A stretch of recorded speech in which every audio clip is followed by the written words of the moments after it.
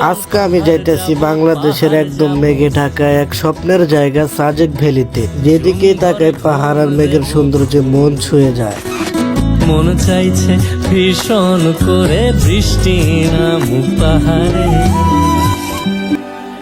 Sajek valley Dhaka অথবা বাংলাদেশের যে কোনো জায়গা থেকে খাগড়াছড়ি রোডের যে কোনো বাস ধরে চলে আসতে পারেন এই খাগড়াছড়ি শহরে। এবারের যাত্রায় আমরা যাচ্ছি ঢাকা গাজীপুর থেকে শান্তি পরিবহন একটা নন এসি বাসে করে খাগড়াছড়ি শহরের উদ্দেশ্যে। ঢাকা থেকে আমাদের খাগড়াছড়ির ভাড়া পড়েছিল 750 টাকা। আপনারা চাইলে এসি করেও যেতে পারেন, সেই ক্ষেত্রে আপনাদের ভাড়া পড়বে 1100 থেকে 1500 টাকা পর্যন্ত। প্রায় 12 ঘন্টা জার্নি করার পরে আমাদেরকে নামিয়ে দেয় খাগড়াছড়ি বাস স্ট্যান্ড। সেখান থেকে আমরা শাপলা চত্বরে যেয়ে সকালকার নাস্তা শেষ করি। আর আমরা যেহেতু দুইজন, তো সেক্ষেত্রে আমরা মাহিন্দ্রা ভাড়া করেছি। আমাদের 2 দিন 1 রাতের জন্য মাহিন্দ্রা ভাড়া পড়েছে 6800 টাকা। আর খাগড়াছড়িতে বিশ্বস্ত লোক পাওয়া খুবই মুশকিল, তো আমরা নিয়ে নিয়েছি ইসমাইল ভাইকে। তো আপনাদের সুবিধার্থে তার নাম্বারটি স্ক্রিনে দিয়ে রাখবো ইনশাল্লাহ। আর ইসমাইল ভাইয়ের আচার ব্যবহার সবকিছুই আমাদেরকে মুগ্ধ করেছে। তো আপনাদেরকেও বলবো সাজেকে আসার পূর্বে ইসমাইল ভাইকে ফোন দিয়ে আসবেন অবশ্যই। পাহাড়ের বুক ছিঁড়ে আঁকা বাঁকা পথ আর দুপাশের প্রাকৃতিক সৌন্দর্য উপভোগ করতে করতে আমরা চলে যাচ্ছি সাজেক ভ্যালির উদ্দেশ্যে। আসলে প্রকৃতি যে এতটা সুন্দর হতে পারে তা এখানে না আসলে বুঝতে পারতাম না। বেশ কিছুক্ষণ জার্নি করার পরে প্রতিমধ্যে আমাদেরকে একটা পাহাড়ি বাজারে বিরতি দেওয়া হয়। তো আমরা এখান থেকে কিছু ডাব কিনে নেই, যাতে চলতি পথে আমাদের শরীরের ক্লান্তি ভাবটা দূর হয়। তো ডাব কেনা শেষে আমরা আবারও সাজেকের উদ্দেশ্যে রওনা হয়ে যাই।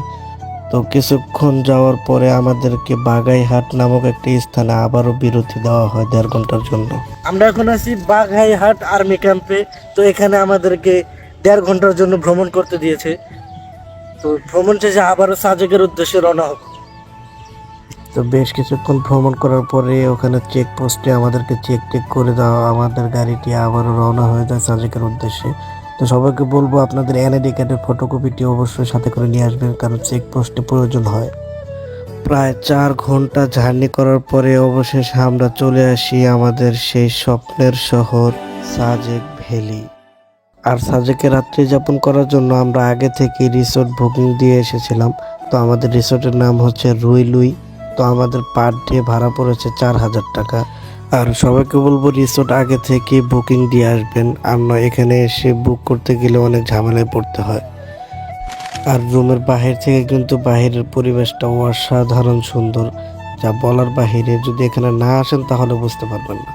আর আমরা দুপুরে খাওয়া দাওয়া করে রেস্ট নিয়ে আমরা বিকেল দিকে আমাদের মাহিন্দ্রা নিয়ে আবারও বের হয়ে পড়ি কমলাক পাহাড়ের উদ্দেশ্যে। আর সাজেকের সব থেকে উঁচু পাহাড় হচ্ছে কমলাক পাহাড়। তো আমরা কমলাক পাহাড়ের একদম চূড়ায় উঠে কিছুক্ষণ ছবি টবি তুলি। তো এখানে অসংখ্য অগণিত মানুষ কিন্তু তারা ছবি তুলতেছে এবং আশেপাশের সৌন্দর্য উপভোগ করতেছে। তো বেশ কিছুক্ষণ কমলাক পাহাড়ে ঘোরাঘুরি শেষ করার পরে আমরা হেঁটে হেঁটে চলে যাই মাগরিবের নামাজ পড়তে।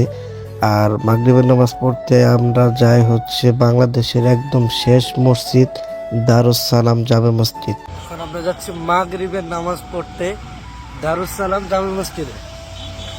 আর মসজিদের ভিতরটা কিন্তু অসাধারণ সুন্দর, যা বলার বাহিরে। তো সাজেকের এরকম একটা পাহাড়ের চূড়া এরকম একটা মসজিদ সত্যি অসাধারণ।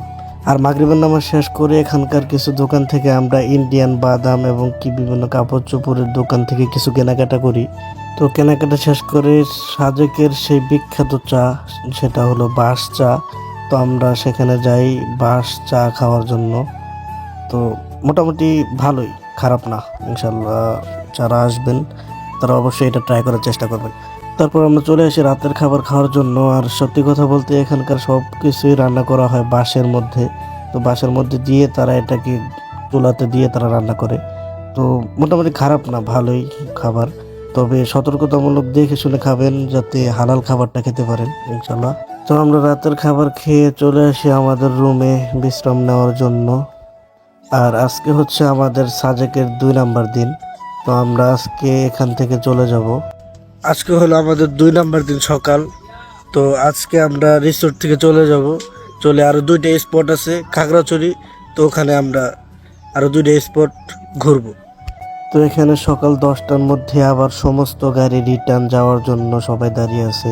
তো এখন আমরা আবারও ফেরত যাব খাগড়াছড়ির উদ্দেশ্যে। তো সেখানে যে আমাদের আরো 2টা স্পট আছে, আলু টিলা এবং কি ঝুলন্ত ব্রিজ। সম্ভবত কারণে ওই 2টার ভিডিও করতে পারি নাই। তো যারাই আসবেন অবশ্যই ওই 2টা ঘোরার চেষ্টা করবেন। তো এই ছিল আমাদের 2 দিন 1 রাতের সাজেক ভ্যালির ব্লগ। তো সবাই সুস্থ থাকবেন। আসসালামু আলাইকুম, দেখা হচ্ছে কোনো নতুন ভিডিওতে।